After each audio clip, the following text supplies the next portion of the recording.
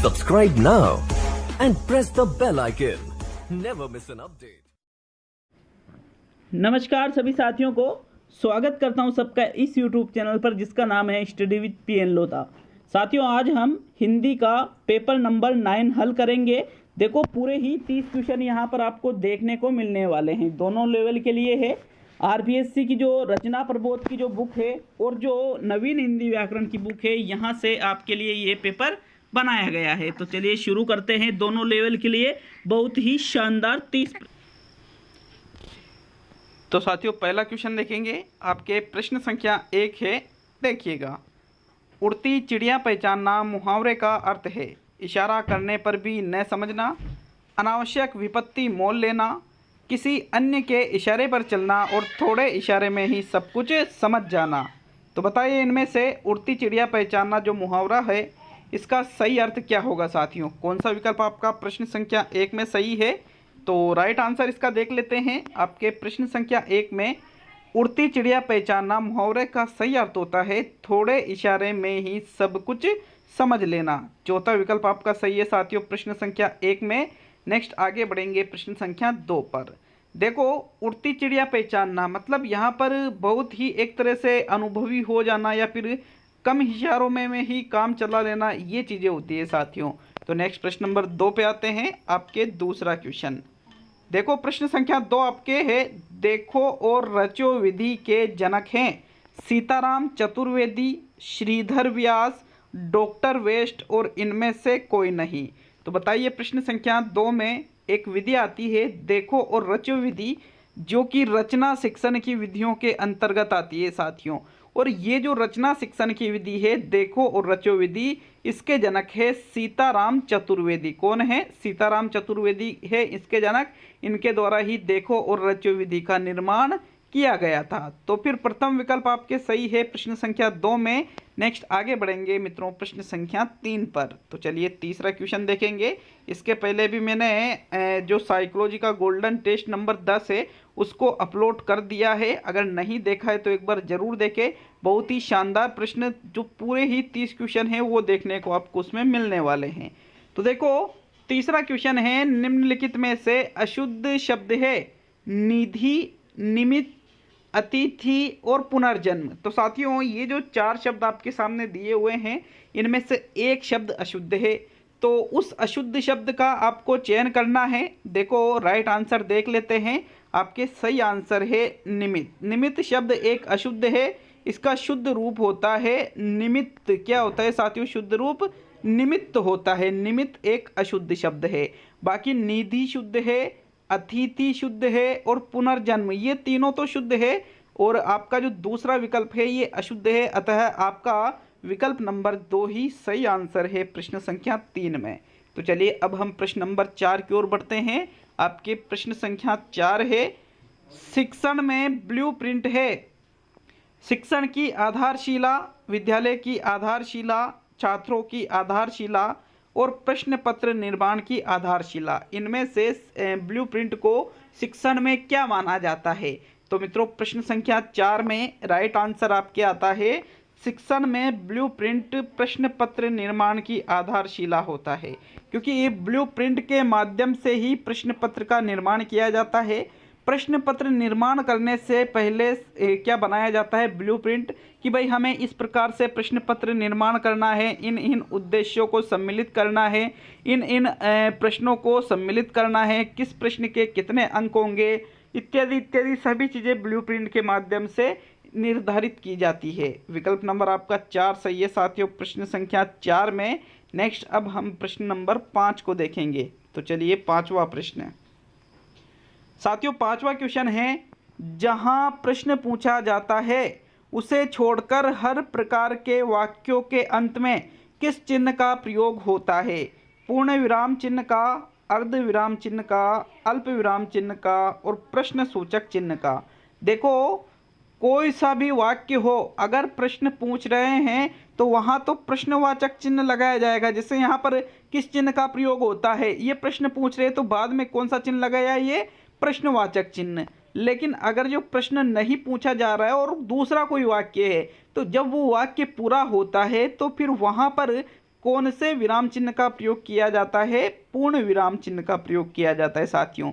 जैसे राम जयपुर गया, ये इस प्रकार से एक वाक्य, राम जयपुर गया, और बाद में ये इस प्रकार से अपने डंडा खींच देते हैं।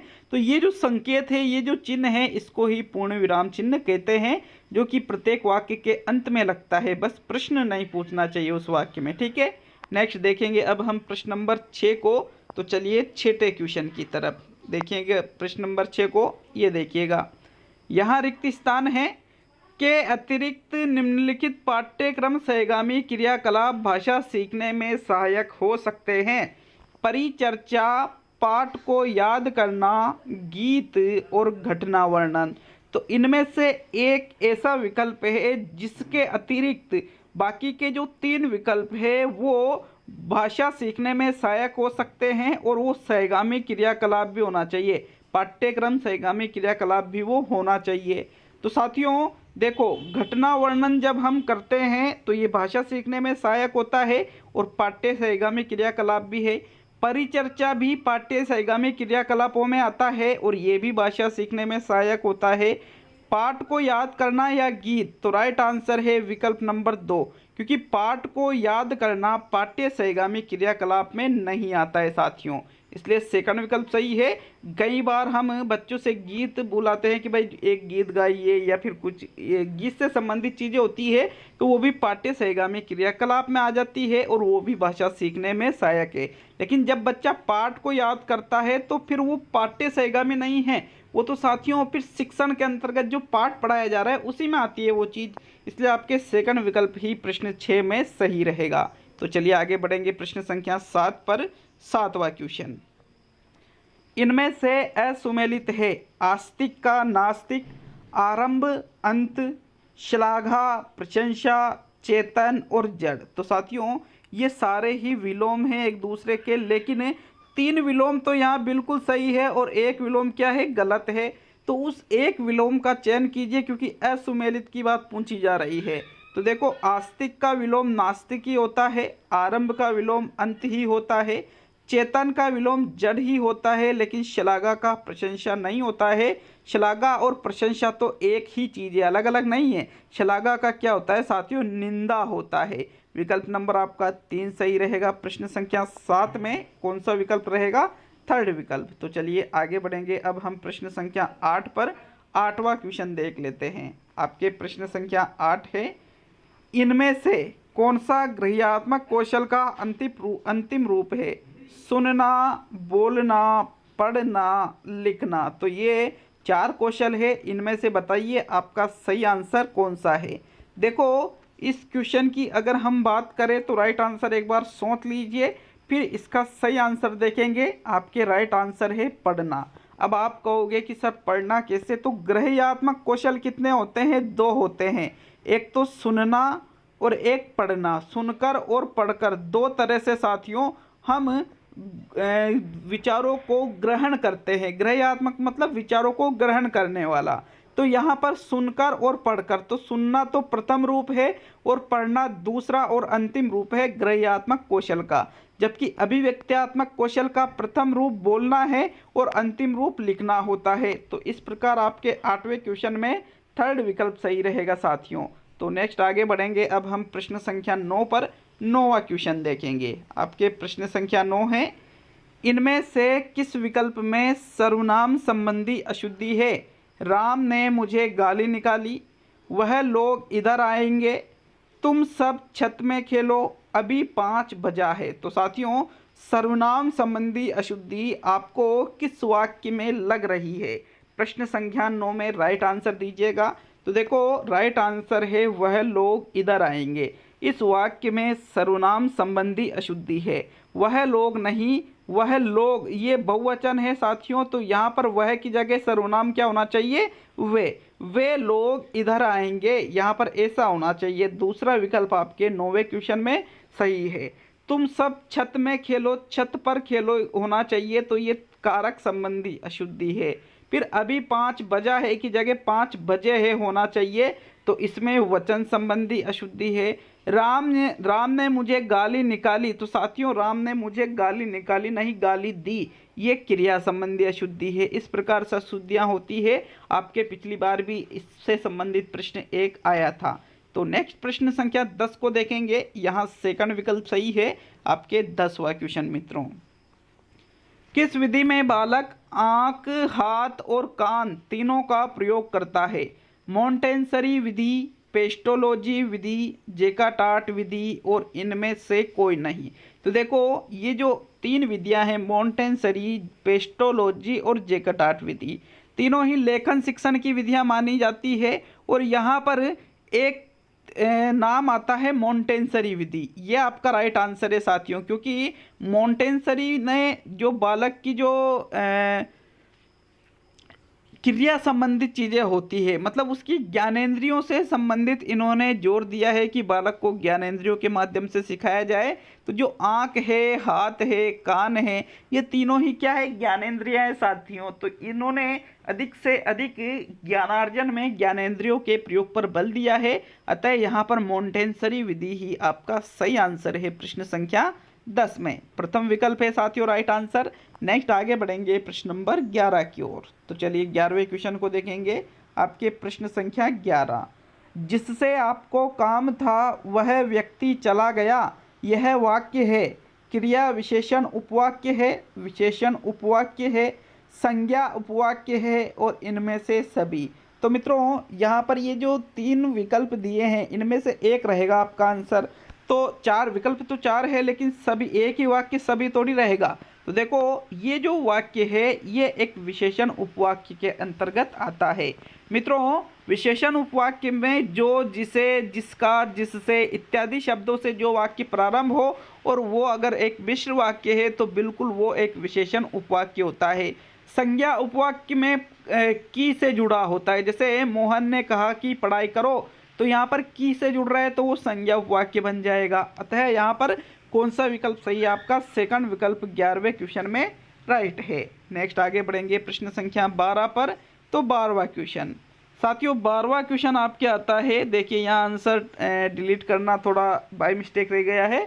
निम्न में से सही कथन को पहचानिए।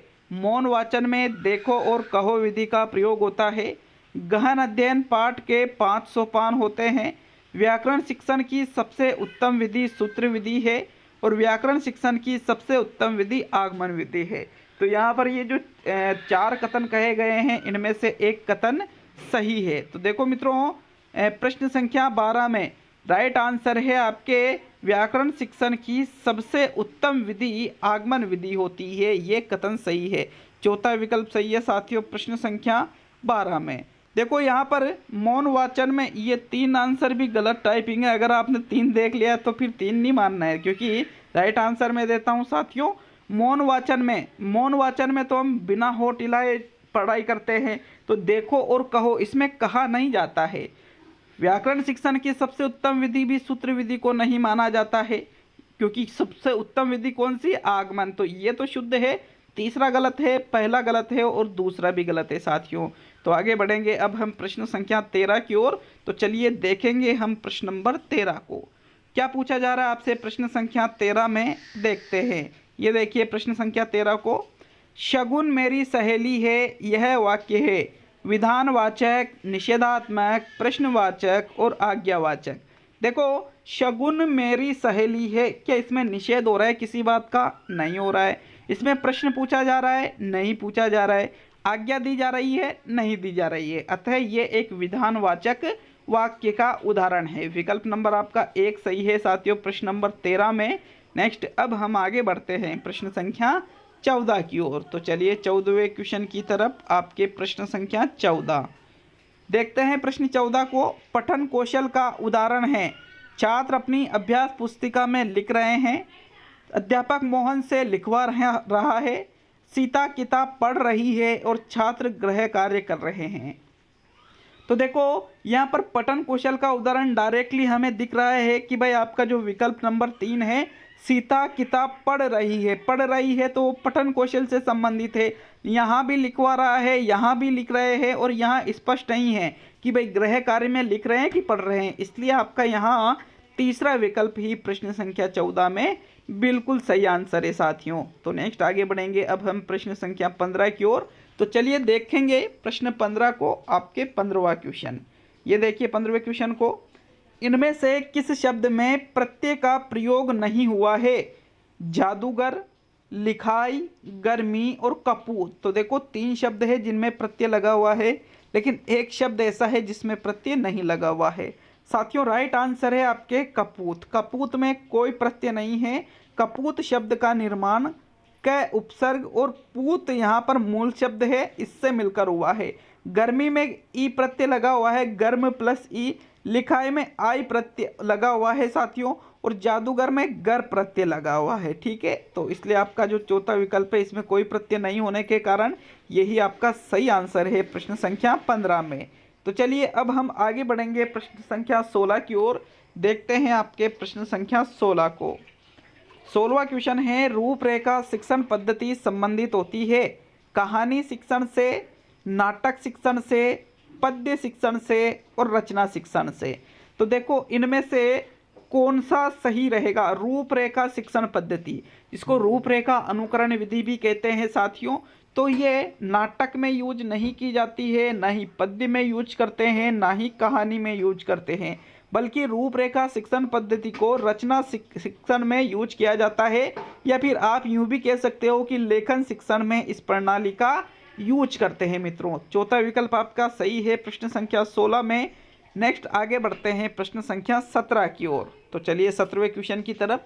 आपके प्रश्न संख्या 17, ये देखिए प्रश्न नंबर 17 को, समास की दृष्टि से असंगत है बाणाहत, भावपूर्ण, ऋण मुक्त, बाढ़ पीड़ित। तो बताइए प्रश्न संख्या 17 में समास की दृष्टि से आपको असंगत क्या लग रहा है?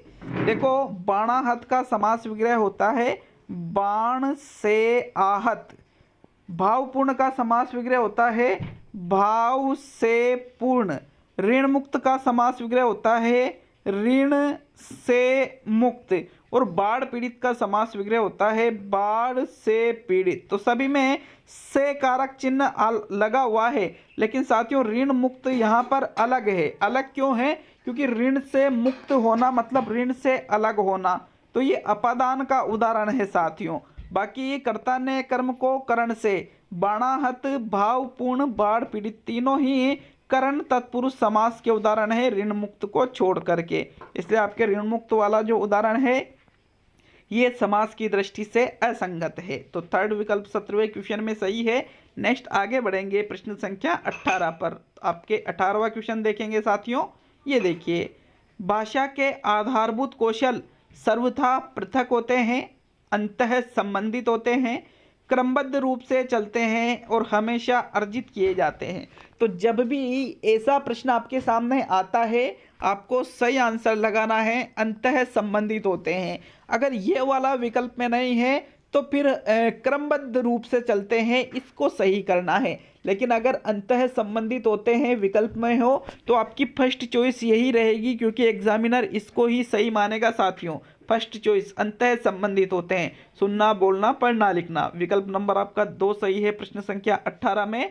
नेक्स्ट आगे बढ़ेंगे प्रश्न संख्या 19 पर। कंडीशन मैंने बता दी है, अगर अंतः संबंधित होते हैं ये विकल्प में ही नहीं है तो फिर आपको क्रमबद्ध रूप से चलते हैं, इसको देखना है। ठीक है, तो आगे बढ़ेंगे प्रश्न नंबर 19 की ओर। 19वां क्वेश्चन ये देखिए, संधि की दृष्टि से असुमेलित है कण्व प्लस ऋषि कण्वर्षि, परम प्लस ओज परमोज, भानु प्लस उदय भानुदय, गिरि प्लस इंद्र गिरिंद्र। तो बताइए इनमें से आपको संधि की दृष्टि से कौन सा असुमेलित लग रहा है साथियों? तो राइट आंसर देख लेते हैं इसका 19वें क्वेश्चन का। क्या है राइट आंसर? विकल्प नंबर 4 आपका बिल्कुल सही आंसर है साथियों, गिरि प्लस इंद्र। क्योंकि यहाँ पर देखिए गिरि में जो गिरि लिखा हुआ है इस प्रकार से गिरि शुद्ध रूप होता है, ये वाला गलत है। अतः यहाँ पर ये एक अशुद्ध विकल्प है और यही आपका सही आंसर है। यहाँ पर देखो बाकी के जो कण्व प्लस ऋषि है कण्वर्षि ही बनता है और ये गुण संधि का उदाहरण है। परम प्लस ओज परमोज ही बनता है और ये वृद्धि संधि का उदाहरण है। भानु प्लस उदय भानुदय ही बनता है और ये दीर्घ संधि का उदाहरण है साथियों। तो चलिए अब हम आगे बढ़ेंगे प्रश्न संख्या 20 पर। यहाँ कौन सा आंसर सही है? चौथा विकल्प। तो चलिए 20वें क्वेश्चन को देखेंगे। आपके प्रश्न संख्या 20 है, बालक के व्यवहार में अपेक्षित परिवर्तन का निर्णय अध्यापक द्वारा किया जाता है मूल्यांकन से, प्रशिक्षण से, अनुदेशन से और परीक्षा से। देखो, अपेक्षित परिवर्तन का मतलब क्या हुआ कि जो उद्देश्य हमने निर्धारित किए हैं वो परिवर्तन बालक में आए या नहीं आए, इसका निर्णय हम मूल्यांकन के माध्यम से करते हैं। किसके माध्यम से? मूल्यांकन के। क्योंकि उद्देश्य सिर्फ ज्ञानात्मक ही नहीं होते हैं। ज्ञानात्मक का निर्णय तो आप परीक्षा से भी ले सकते हो। उद्देश्य भावात्मक भी होते हैं, क्रियात्मक भी होते हैं। तो सारी चीज़ें किस में आती है? मूल्यांकन में आती है। अतः आपका विकल्प नंबर 1 प्रश्न 20 में सही है साथियों। तो नेक्स्ट आगे बढ़ेंगे प्रश्न संख्या 21 पर। आपके 21वां क्वेश्चन, नगर में साधु आए हैं, वाक्य में कौन सा काल है? सामान्य भूतकाल, संदिग्ध भूतकाल, पूर्ण भूतकाल और आसन्न भूतकाल। देखो, काल का जो टॉपिक है आपके 100% क्वेश्चन के सारे ही टॉपिक्स में से पूछे ही जाते हैं, लेकिन काल और वाक्य दोनों टॉपिक में से तो बहुत ज़्यादा प्रश्न पूछे जाते हैं। तो साथियों देखिए, साधु आए हैं मतलब भूतकाल का उदाहरण है। अब संदिग्ध, संदेह है क्या हमें? नहीं है। पूर्ण कब होता? नगर में साधु आए थे, वो हो जाता पूर्ण। नगर में साधु आए, वो आ जाता है सामान्य। लेकिन यहाँ पर आए हैं तो ये निकटता का बोध करा रहा है, इसलिए ये एक आसन्न भूतकाल का उदाहरण है। चौथा विकल्प आपके 21वें क्वेश्चन में सही है साथियों। तो अब हम आगे बढ़ेंगे प्रश्न संख्या 22 पर। तो देखेंगे प्रश्न नंबर 22 को, अच्छे से देखिएगा और आंसर का चयन कीजिएगा। 22वां क्वेश्चन है आपके, ये देखिए प्रश्न संख्या 22 को, छात्रों के सीखने में जो कमी रह जाती है उनके समाधान के बाद क्या होना चाहिए? सतत अभ्यास कार्य होना चाहिए, समुचित उपचारात्मक कार्य होना चाहिए, छात्रों व अभिभावकों को उपलब्धि के बारे में बताना चाहिए और इनमें से कोई भी नहीं। तो साथियों 22वें क्वेश्चन का राइट आंसर बताइएगा। हम लास्ट की ओर बढ़ रहे हैं अब टेस्ट के। राइट आंसर इसका रहेगा साथियों। राइट आंसर क्या है? सतत अभ्यास कार्य। प्रथम विकल्प सही है, क्योंकि सीखने में जो कमी रह रही है उसके बाद में तो हम उपचार करेंगे, लेकिन यहाँ क्या कह रहा है? उनके समाधान के बाद, मतलब उन कमियों को आपने क्या कर दिया? दूर कर दिया। तो दूर करने के बाद में उपचार तो करेंगे ही नहीं, बल्कि सतत अभ्यास कार्य करेंगे साथियों। विकल्प नंबर आपका कौन सा सही है? प्रथम विकल्प प्रश्न संख्या 22 में बिल्कुल सही रहेगा। तो चलिए अब हम आगे बढ़ते हैं प्रश्न संख्या 23 की ओर। 23वां क्वेश्चन मित्रों आपसे पूछ रहा है 23वां क्वेश्चन, अंग्रेजी में जिसकी दक्षता असंदिग्ध हो रेखांकित पद का अर्थ है। रेखांकित पद कौन सा है? असंदिग्ध, संदेह रहित, निश्चित, सुनिश्चित और अनिश्चित। तो 23वें क्वेश्चन में राइट आंसर बताना है। रेखांकित शब्द का जो अर्थ है वो क्या निकलेगा? अंग्रेजी में जिसकी दक्षता असंदिग्ध हो। तो साथियों ये जो असंदिग्ध शब्द लिखा हुआ है इसका मतलब होता है संदेह रहित। कल भी मैंने आपको शिक्षण विधियों में ऐसा क्वेश्चन दिया था, शायद क्वेश्चन नंबर 3 या 5 था, जिसमें यहाँ पर असमर्थन या फिर ऐसा कुछ था, असमर्थन नहीं करेंगे ऐसा कुछ था। तो वो भी मतलब उलझा हुआ क्वेश्चन था। यहाँ पर जो असंदिग्ध, संदिग्ध मतलब संदेह है, असंदिग्ध मतलब संदेह रहित। तो विकल्प नंबर आपका 1 सही है साथियों 23 में। नेक्स्ट आगे बढ़ेंगे अब हम प्रश्न नंबर 24 पर। तो चलिए 24वां क्वेश्चन देखेंगे आपके प्रश्न नंबर 24। बच्चे विद्यालय आने से पहले कोई भी भाषा का ज्ञान नहीं रखते हैं। सभी भाषाएं पढ़ सकते हैं, ठीक है, सब कुछ लिख सकते हैं और अपनी बोलचाल की भाषा से लेस होते हैं। तो देखो बच्चे विद्यालय आने से पहले साथियों राइट आंसर देखिएगा, अपनी बोलचाल की भाषा से लेस होते हैं, क्योंकि सभी कोई भी भाषा का ज्ञान नहीं रखते, मातृभाषा का ज्ञान रखते हैं। सभी भाषा पढ़ सकते हैं, गलत है। सब कुछ लिख सकते हैं, गलत है। वो जो अपनी बोलचाल की मतलब उनकी जो मातृभाषा है साथियों उसको जानते हैं सिर्फ वो। चौथा विकल्प 24वें क्वेश्चन में सही है। एक ज़रूरी सूचना दे दूं कि शाम को जो 4 बजे टेस्ट आता था आज नहीं आ पाएगा साथियों। आज मेरी वैक्सीनेशन में ड्यूटी है तो आज शाम को टेस्ट नहीं आएगा, ठीक है। वापस कल से टेस्ट आ जाएंगे साथियों। तो नेक्स्ट प्रश्न नंबर 25 की ओर बढ़ेंगे। तो आपके 25वां क्वेश्चन ये देखिए। 25वां क्वेश्चन है, अभी उपसर्ग किस अर्थ में प्रयुक्त होता है? अपवाद और विपरीत, सामने, पास और विशेष, नीचा, बुरा और हीन, पीछे और समान। तो बताइए प्रश्न संख्या 25 में कौन सा विकल्प आपका सही है। राइट आंसर का चयन करना है आपको। देखो अभी जैसे अभिमान होता है तो उसमें कौन सा उपसर्ग लगा हुआ है, अभी उपसर्ग लगा है। अभ्यर्थी होता है उसमें कौन सा उपसर्ग लगा है, अभी उपसर्ग लगा है। तो ये जो अभी उपसर्ग होता है इसका अर्थ किस किस रूप में होता है साथियों। अभी का अर्थ सामने, पास और विशेष तीनों से लिया जाता है। यहाँ पर सामने, पास, विशेष जो सेकंड वाला विकल्प है यही आपका राइट आंसर है 25वें क्वेश्चन में। तो नेक्स्ट आगे बढ़ेंगे प्रश्न संख्या 26 की ओर। देखते हैं आपके प्रश्न नंबर 26 को क्या पूछ रहा है आपसे।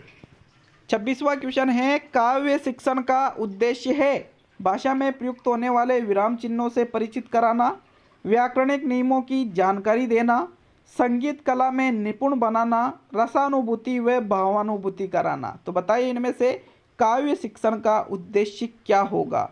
26वें क्वेश्चन में सही आंसर का चयन कीजिए साथियों। तो देख लेते हैं इसका सही आंसर प्रश्न संख्या 26 में। काव्य का मतलब होता है पद्य शिक्षण। पद्य शिक्षण में व्याकरणिक नियमों की जानकारी नहीं दी जाती है। भाषा में प्रयुक्त होने वाले विराम चिन्हों से परिचित कराना ये व्याकरण में अधिकतर होता है, गद्य में होता है। संगीत कला में निपुण बनाना, तो साथियों इस विकल्प पर यदि आप हो तो आप सही नहीं हो, क्योंकि राइट आंसर है रसानुभूति व भावानुभूति कराना काव्य शिक्षण या पद्य शिक्षण का मुख्य उद्देश्य होता है। चौथा विकल्प आपके सही है साथियों 26वें क्वेश्चन में। नेक्स्ट आगे बढ़ेंगे प्रश्न नंबर 27 पर। तो चलिए 27वें क्वेश्चन पर। आपके प्रश्न संख्या 27 है, सभी ने आपकी प्रतीक्षा की पर आप आए नहीं। वाक्य रचना की दृष्टि से है, सरल वाक्य है, मिश्र वाक्य है, संयुक्त वाक्य है या इनमें से सभी। प्रश्न संख्या 27 में सही विकल्प का चयन करो साथियों। तो देखो सभी ने आपकी प्रतीक्षा की, यहाँ पर एक अव्यय है जिससे ये वाक्य जुड़ा हुआ है। तो साथियों यहाँ पर जो राइट आंसर है 27 में ये एक संयुक्त वाक्य का उदाहरण है। थर्ड विकल्प आपके 27 में सही है। अब हम प्रश्न संख्या 28 पे आते हैं। तो चलिए 28वें क्वेश्चन की ओर। आपके प्रश्न संख्या 28, शिक्षण प्रक्रिया का आखिरी चरण माना जाता है पाठ्यक्रम को समाप्त करना, मूल्यांकन करना, परिणाम बताना और पास होना। तो देखो आखिरी चरण, अब हम क्या करते हैं यार, पाठ्यक्रम समाप्त कर दिया तो वो तो आखिरी चरण नहीं है। परिणाम बता रहे हो या पास हो रहे हो, हम इस पे चले जाते हैं, लेकिन ये गलत है साथियों। राइट आंसर क्या है, मूल्यांकन, क्योंकि शिक्षण प्रक्रिया का मतलब होता है बच्चों को जो हम सिखा रहे हैं, जो उद्देश्य है इत्यादि, तो वो चीज़ें मूल्यांकन लास्ट माना जाता है इसके लिए। आपके सेकंड विकल्प प्रश्न संख्या 28 में सही रहेगा। शिक्षण प्रक्रिया का आखिरी चरण क्या है, मूल्यांकन है साथियों। तो नेक्स्ट प्रश्न नंबर 29 जो कि आपका सेकंड लास्ट क्वेश्चन है इस टेस्ट का। इसके पहले जो साइकोलॉजी का टेस्ट डाला है उसको एक बार जरूर अटेंड करिएगा साथियों। तो आपके 29वां क्वेश्चन एंड स्क्रीन में भी मैं लगा दूंगा उस टेस्ट को, तो वहां से भी आप कर सकते हो। प्रत्यय की दृष्टि से अशुद्ध विकल्प का चयन कीजिए। परलोक प्लस इक परलौकिक, दरिद्र प्लस ये दारिद्र्य, वसुदेव प्लस ए वासुदेव, दशरथ प्लस ई दाशरथी। तो देखो अशुद्ध विकल्प कौन सा है प्रश्न संख्या 29 में, बताइएगा आपका राइट आंसर। तो देख लेते हैं इसका राइट आंसर दशरथ प्लस ई दाशरथी बनता है। वसुदेव में ए प्रत्यय लगने पर वासुदेव बनता है। दरिद्र में ये प्रत्यय लगाने पर दारिद्र्य बनता है। और परलोक में एक प्रत्यय लगाने पर परलौकिक नहीं बल्कि शब्द बनेगा पारलौकिक। क्या बनेगा, पारलौकिक। साथियों हमें कमेंट करके ज़रूर बताएं कितने क्वेश्चन आपने सही किए हैं। और बारिश का हालचाल भी सुना दीजिए कि भाई कितनी बारिश हो रही है। हमारे यहाँ तो 4 दिन से रुक ही नहीं रही है साथियों। तो अंतिम और 30वां क्वेश्चन देखेंगे, आपके आज का अंतिम प्रश्न, मतलब प्रश्न संख्या 30। साथियों 30वां क्वेश्चन है, व्याकरण पढ़ाने का मुख्य उद्देश्य है व्याकरण की अनुभूति कराना, भाषा को परिमार्जित करना, उच्चारण सुधार करना और वाचन की गति का विकास करना। साथियों वीडियो को लाइक शेयर जरूर कर दीजिएगा। अंतिम और 30वें क्वेश्चन का राइट आंसर है आपके व्याकरण पढ़ाने का मुख्य उद्देश्य होता है भाषा को परिमार्जित करना। सेकंड विकल्प 30वें क्वेश्चन में सही है। अगर किसी भी प्रश्न पर डाउट हो तो नीचे कमेंट बॉक्स में कमेंट जरूर करें। अगर आपका कमेंट मुझे लगता है कि भाई सही है तो बिल्कुल 100% उसका जवाब दिया जाएगा साथियों। तो मिलते हैं अब अगले वीडियो में। सभी का बहुत बहुत धन्यवाद। शाम को टेस्ट नहीं आएगा 4 बजे, मैंने आपसे पहले ही बोल दिया है क्योंकि आज मेरी वैक्सीनेशन में ड्यूटी है। ठीक है, तो अब हम अगला जब भी वीडियो आएगा आपके सामने जल्दी आ जाएगा, तो उसमें मिलते हैं साथियों।